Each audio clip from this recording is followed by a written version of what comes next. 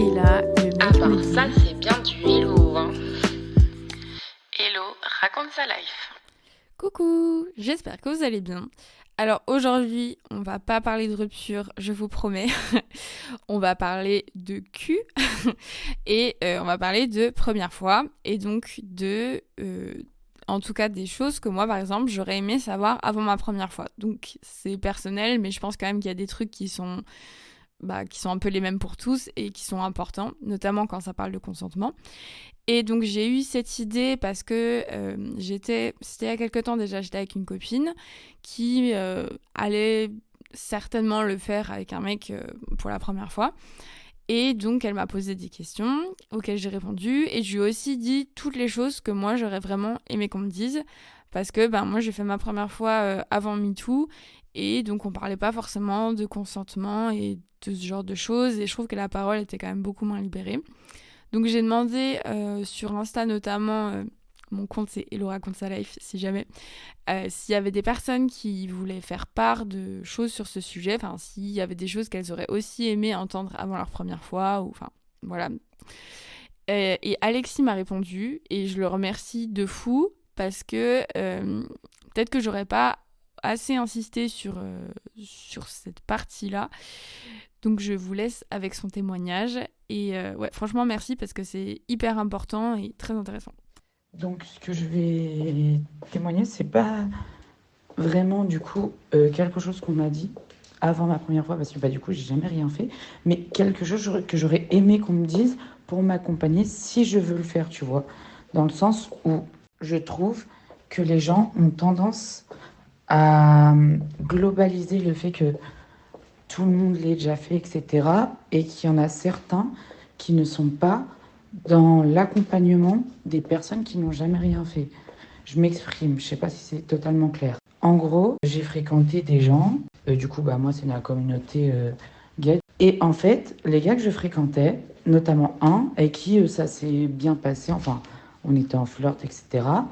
Et on avait déjà eu ces discussions. Et en fait, c'était un truc qui était basé sur un peu le reproche et pas dans l'accompagnement, dans le sens où on me disait, on se voit depuis un moment, etc. Mais c'est frustrant de rien faire avec toi.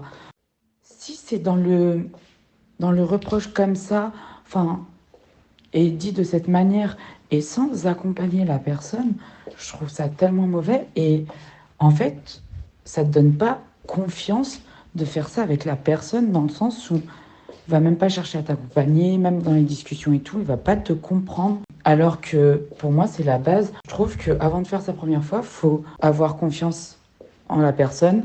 Faut qu'il y ait de la communication parce que forcément, tu sais pas forcément t'y prendre, etc. Parce que c'est pas via l'intermédiaire de vidéos que tu as vues, telles que les vidéos pornographiques, etc., que tu vas apprendre. Ah oui, alors ça, on le répétera jamais assez, mais le porno, c'est pas la réalité. Et ce qu'on voit dans les films où tout se passe de manière smooth, où ils prennent même pas le temps de mettre un préservatif, où la femme, elle jouit direct. Enfin bref, tout ça, c'est pas la réalité. Et du coup, je trouve ça vraiment malheureux que les gens ne comprennent pas ça, notamment dans la communauté gay qui est, enfin, de mon point de vue et de toute façon de ce qui est dit, mais de toute façon moi c'est de mon point de vue, je trouve qu'elle est très ouverte sur cette question-là, mais justement ils sont ouverts dans le sens où, enfin je trouve qu'il y a une ouverture dans le sens où ils savent, enfin la plupart ont déjà fait des trucs, etc. Donc ils savent comment s'y prendre, ils savent ce qu'ils veulent, etc. Sauf que quand quand toi, tu n'as jamais rien fait, quand tu ne sais pas, ils ne sont pas là pour t'accompagner. Et je trouve ça vraiment dommage. J'ai juste eu une exception pour l'instant, parmi les gens à qui je parlais, etc., de manière globale. Il y en a un qui, justement, il n'y a pas eu de choses concrètes de fait, mais était là pour guider, etc. Et, comment dire, et prenait son temps et demandait si, genre, à un moment, quand il faisait quelque chose, il demandait si ça nous dérangeait ou pas, tu vois, des trucs comme ça. Et je trouve ça vraiment bien, parce que je trouve que c'est un accompagnement et qui permet de rassurer la personne alors qu'il y en a beaucoup qui ne comprennent pas ça et qui, je trouve, ne savent pas s'y prendre sur ça, sur cette question-là de l'accompagnement, de rassurer la personne, de, de le guider tout simplement. Et donc, voilà. Alors, je vais essayer de revenir un peu, pas point par point, mais enfin, genre de commenter un peu ce qu'Alexis a dit, parce qu'il a abordé quand même plusieurs thèmes que je trouve hyper importants. Et déjà, le premier, et moi, en fait, j'allais tomber limite dans le panneau, c'est, enfin, bon, oui et non, mais c'est vraiment assumer que une personne, parce qu'elle a plus de, je sais pas, 20 ans, on va dire, qu'elle a fait sa première fois. Et ben, non, pas forcément. Et c'est totalement ok. Et moi, je sais que quand j'étais plus jeune, je me mettais pas la pression, mais ça me stressait un peu. Alors qu'en fait, on s'en fiche, mais tellement. Enfin, c'est un truc tellement personnel et c'est pas quelque chose qu'on est obligé de partager aux autres. Ça change pas notre personne, ça change pas qui on est, d'avoir déjà fait l'amour ou pas. C'est comme, je sais pas, se couper les ongles de doigts de pied. Voilà. C'est un truc qui ne regarde que nous. Bon, c'est peut-être un mauvais exemple parce qu'en été, du coup, les gens voient nos ongles de doigts de pied. Enfin, souvent. Bref, mais enfin, en gros, c'est vraiment un truc qui regarde que nous et on n'est pas obligé de le dire aux autres si on n'en a pas envie et ça, ouais, ça définit pas qui on est, quoi.